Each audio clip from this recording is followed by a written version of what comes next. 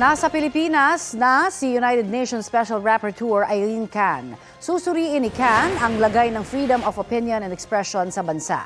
Kabilang din sa mga tututukan niya ang mga batas at polisiya kaugnay sa proteksyon ng mga mamamahayag, media freedom at access to information. Magtatagal siya sa Pilipinas hanggang February 2. Bukod sa Metro Manila, pupunta rin siya sa Baguio at sa Cebu City. Inaasahang makapagpapasa siya ng final report sa UN Human Rights Council pagkatapos ng kanyang pagbisita rito. Kapuso, para sa mga maiinit na balita, mag-subscribe sa GMA Integrated News sa YouTube. Sa mga kapuso naman abroad, subaybayan niyo kami sa GMA Pinoy TV at sa www.gmanews.tv.